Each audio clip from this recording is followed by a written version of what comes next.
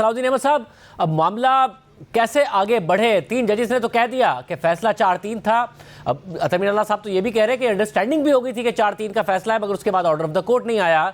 और अब chief justice कहते हैं कि नहीं जी, फैसला 3-2 का ही था, उसके बाद 3-0 का फैसला आ चुका है। कैसे मामला आगे बढ़े? फुल कोर्ट बने या अब वही जो फैसला इन फील्ड है चीफ जस्टिस वाला, वही उसी के तहत चीज़ें आगे बढ़ सकती हैं? जी शादी साहब, मैं तो समझता हूँ और मैं पहले दिन से कम से कम 1 महीने से यही कह रहा हूँ कि फुल कोर्ट बनाने के अलावा कोई इसमें चारा नहीं है। और अभी भी जो क्लैरिफिकेशन है वो फुल कोर्ट ही देगी। वो ये तमाम इश्यूज डील करेगी कि आया बेंच कैसे बना, कैसे टूटा, वो 4-3 था, 3-2 था, सुओ मोटो लेना चाहिए था, नहीं लेना चाहिए था। ये तमाम चीज़ें सिर्फ अब फुल कोर्ट से ही हल हो सकती है। मैं नहीं समझता किसी और तरीके से होंगी। यानी कि इस वक्त अब ये डिस्प्यूट पैदा हो गया है, ये बात क्लियर नहीं है। फुल कोर्ट ही बताएगी कि फैसला चीफ जस्टिस ठीक कह रहे हैं या बाकी जजेस ठीक कह रहे हैं, क्योंकि 3 जजेस कह रहे हैं कि जी ये 4-3 का फैसला है, और अंडरस्टैंडिंग का भी कह रहे हैं क्योंकि ऑर्डर नहीं आया उसके बाद। जी बिल्कुल ऐसा ही है, ऐसा ही है। देखिए, मुझे एक्चुअली अब समझ में नहीं आता कि क्या रिलक्टेंस क्या है फुल कोर्ट बनाने की, क्योंकि जितनी देर ये फुल कोर्ट नहीं बनता तो फिर और शक व शुबात उठती रहती हैं। लोग तरह तरह की अब एलिगेशंस कर रहे हैं। इस तमाम चीज़ से बचने का आसान तरीका था कि फुल कोर्ट बना दें। सिर्फ एक वजह समझ में आती है कि शायद फुल कोर्ट के लिए इतनी रिलक्टेंस क्यों है। शायद ये हो कि जिस तरह काजी फाइज ईसा साहब के केस में देखा गया था कि जब फुल कोर्ट बनी थी, अब चूंकि कोर्ट में इतनी अब आपस में इख्तलाफात वाजे हो गए हैं, तो शायद ये खदशा है कि जिस तरह उस केस में हुआ था कि कभी बेंच के दाएं जानिब से सवाल आता था, वो सवाल नहीं होता था, 5-7 मिनट के दलाइल पेश किए जाते थे, फिर उसके जवाब भी वकला साहिबान नहीं देते थे, बल्कि बेंच के बाएं जानिब से फिर उसके जवाबात आते थे, वो भी 5-7 मिनट के। तो वो एक अनसीमली प्रोसीडिंग्स हुई थी। मगर मैं समझता हूँ वो चीज़ अगर chief justice Sahab leadership exercise करें इस मामले में और कोई अपना कोड ऑफ कॉन्डक्ट उसमें for the proceedings, for expeditious proceedings बनाएं, उसमें हर वकील के लिए, हर पार्टी के लिए कोई वक्त मखसूस करें कि इतना वक्त होगा आपको दलाइल पेश करने का। तमाम जज साहिबान को ताकीद करें कि आपने बिटवीन आर्ग्यूमेंट्स आपने इंटरप्शन नहीं करनी। At the end of the arguments आप 1 या 2 सवाल पूछ सकते हैं। तो ये रेगुलेट हो सकती हैं प्रोसीडिंग्स। मुझे तो इसमें कोई लॉजिक नहीं समझ में आ रहा। मुनीब, सियासी तौर पर भी और कानूनी तौर पर भी आप समझते हैं कि ये जो सू मोटो लिया गया, इसका सियासी तौर पर भी तहरीक इंसाफ को भी नुकसान ही हुआ है, और कानूनी तौर पर ज़ाहिर है जो सुप्रीम कोर्ट पर सवालात बहुत ज़्यादा उठ गए हैं, क्योंकि लाहौर हाई कोर्ट में मामला मौजूद था, जिसे अतर मीर अल्लाह साहब भी लिख रहे हैं कि फैसला आया हुआ था, इलेक्शन कमीशन 90 दिन के लिए पाबंद था, जो डिवीजन बेंच था उसने भी जजमेंट सस्पेंड नहीं किया हुआ था, एक पूरे लीगल रूट से मामला जा रहा था कि अचानक 2 जजेस के कहने पर चीफ जस्टिस ने सू मोटो ले लिया और मामला अटक गया। और उसके बाद हम देख रहे हैं कि 90 दिन में इलेक्शन भी नहीं हो रहे हैं और मुतनाज़े भी हो गया। तो सियासी तौर पर तहरीक इंसाफ का और वैसे कानूनी तौर पर और एक जो इंप्रेशन है सुप्रीम कोर्ट का, नुकसान ही हुआ है सारे मामले में सू मोटो से। देखिए, सबसे ज्यादा बड़ा नुकसान सुप्रीम कोर्ट का है शाहजेब साहब, और मेरे ख्याल में उससे बड़ा नुकसान मैं बहुत एहतराम से कहूंगा कि इज्जत माब चीफ जस्टिस साहब ने अपना किया है।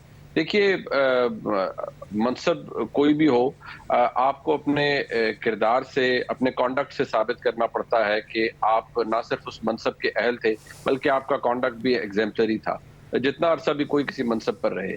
लेकिन यहाँ बदकिस्मती के साथ, मैं जब ये अतर मीर अल्लाह साहब का ऑर्डर आप इसे पढ़ें और इसके अंदर जो फैक्ट्स बयान किए गए हैं उनके बेंच में शामिल होने और अवेलेबल होने के हवाले से, तो मैं तो एक बात कहूँगा बड़ी मायूसी से कि पहले मुझे बहसीत एक पाकिस्तानी और बहसीत एक तालिब इल्म कानून के ये एतराज़ था या मेरी तशवीश थी कि यहाँ पर मामलात जो है वो कानून और आइन के मुताबिक नहीं चल रहे, और चीफ जस्टिस साहब की जो इंक्रीजिंग रिलक्टेंस है फुल कोर्ट बनाने से, वो तो ये जाहिर करती है कि कोई मामला खराब है। लेकिन जो आज एलिमेंट सामने आया है उसमें तो बसद एहतराम बदयानती भी साबित हो रही है, बल्कि उसके वाजे इशारे मिल रहे हैं। लिहाजा बहुत बड़ा नुकसान किया है चीफ जस्टिस साहब ने माजरत के साथ, अपना भी, अपने इदारे का भी। और जितनी बड़ी फॉल्ट लाइंस इस वक्त पैदा हो चुकी हैं सुप्रीम कोर्ट के अंदर, और ये एवर इंक्रीजिंग हैं, ये with every passing day, with every passing moment increase कर रही हैं, आज वो ज्यादा बढ़ गई हैं। अतर अमीनुल्लाह साहब ने जो लिखा है अपने फैसले के अंदर, देखिए एक बात जहन में रखिए कि ये बात शायद हमारी अदालतों को भी, बेशक इसको इंपोर्ट कर लें इस कॉन्सेप्ट को, लेकिन ये दुनिया में तो मौजूद है, अमेरिका में तो मौजूद है पॉलिटिकल क्वेश्चन डॉक्ट्रिन, कि जहां पर कोई चीज नेसेसरीली आपको लगती भी है जस्टिसेबल या लीगल लगती है, but if it has a political element to it, तो कोर्ट बड़ी रिलक्टेंट होती है उसको डिसाइड करने में। यहाँ ट्रिगर हैप्पी नेचर बन जाती है हमारी जजेस की और हमारे कोर्ट्स की, और फौरी तौर पर वो जो रिस्ट्रिक्शन एज्यूम कर लेते हैं। इस बात पर कोई गिला नहीं, कोई मुमानियत नहीं, कोई आर्गुमेंट नहीं कि इलेक्शन 90 रोज में होना है। It's not what you do it, it's how you do it. जो अप्रोच है आपकी, वो शकूक व शुबात को जन्म लेती है। और जिस तरीके से फिर वो गुलाम महमूद डोगर साहब के मामले से जिसकी निशानदेही आपने भी की, सलाउद्दीन साहब भी करते रहते हैं, तो ये चीज हमारी अदालत के लिए और निजाम इंसाफ के लिए तबाहकुन है।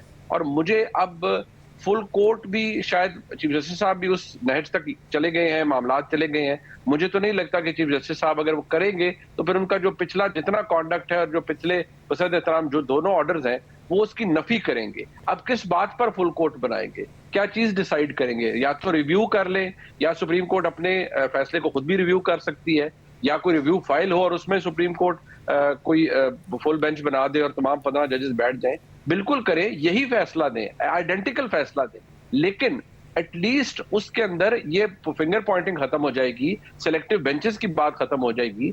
आप जस्टिस काजी फायजीसा साहब अपने सीनियर प्यूने जज हैं, आप उनको साथ बिठाना पसंद नहीं करते, जो नेक्स्ट इन लाइन है उनको बिठाना पसंद नहीं करते, तो आप इंप्रेशन ये दे रहे हैं कि आपकी अदालत में, सुप्रीम कोर्ट में, आपका सीनियर प्यूने जज खुदा ना खास्ता क्या इस बात के अहल नहीं है कि वो आईनी मामलात की इंटरप्रिटेशन कर सके। ये बड़ी तशवीशनाक बात है। सलाउद्दीन साहब, अब मसला ये है कि पहले जस्टिस मंदुखेल साहब ने, जो 5 रुकनी बेंच में शामिल थे, उन्होंने कहा कि जी मुझे बताए बगैर मैं बैठा रहा अपने चैम्बर में और ना खुली अदालत में फैसला लिखवाया ऑर्डर ऑफ द डे, और बाद में मुझे साइन करने के लिए भेज दिया, और फिर वो इन प्रोटेस्ट हमने देखा बेंच से अलग हो गए। आज अतर अमीनुल्लाह साहब कह रहे हैं कि जी मैंने तो कहा ही नहीं था और मुझे फिर भी बेंच से अलग कर दिया। फिर वो बता रहे हैं कि अंडरस्टैंडिंग हो गई थी रूम में कि 4-3 का फैसला होगा, फिर ऑर्डर नहीं आया। बहुत सारे सवालात जो चीफ जस्टिस साहब पर उठ रहे हैं, इसको कैसे एड्रेस किया जाए, जो खुद चीफ जस्टिस साहब के हवाले से अब बहुत ज़्यादा सवालात उठ गए? इसमें अगर आप देखें, अतर अमीनुल्लाह साहब ने 2 और बहुत वो माने खेज बातें की हैं। एक तो उन्होंने पहले कहा कि जो मैंने असेंबलियों की, वो उनके पहले ऑर्डर में था कि असेंबलियों के डिसोल्यूशन की जो लीगैलिटी है, उस पर चीफ जस्टिस साहब ने ओपन कोर्ट में डिक्टेट किया कि ये भी इशू होगा केस में, हम इसको डिसाइड करेंगे, मगर फिर रिटन ऑर्डर में उसको इंक्लूड नहीं किया। तो एक तो वो वाली बात थी। जो आज वाली बात थी, जो आज वाली जजमेंट पे तो एक और भी बहुत उन्होंने अशारतन बहुत ही सीरियस बात की है। देखें, उन्होंने जुल्फ़िकार अली भुट्टो साहब का केस साइट किया है कि वहाँ अनवारुल हक साहब के ख़िलाफ़ एक एप्लीकेशन आई कि आप इस केस में रिक्यूज़ करें और आप इस केस में बेंच सिलेक्ट ना करें चूँकि आपकी कुछ बायस है एट्सेट्रा।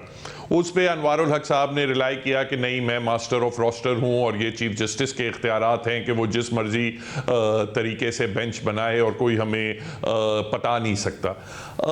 और उसके बाद वो जिक्र करते हैं कि मगर बहरहाल फैसला जो भी 4-3 का आया उस केस में, मगर बाद में एक जज साहब, सुप्रीम कोर्ट के जज साहब ने ही, उस बेंच के मेंबर ने ही एतराफ़ किया कि वो पॉलिटिकल इन्फ्लुएंस से फैसला किया गया था।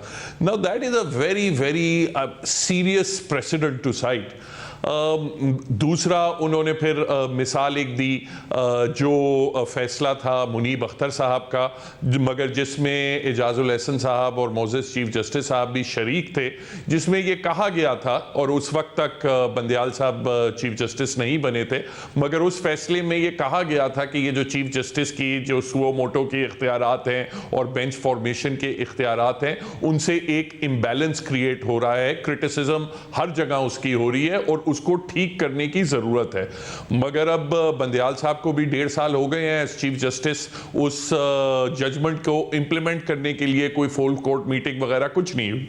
अभी भी तरीक़ेकार जिस तरह मुनीब फरमा रहे थे वो मैं समझता हूँ यही है कि अगर सुप्रीम कोर्ट के पास पावर है वो आज खुद भी रिव्यू कर सकती है।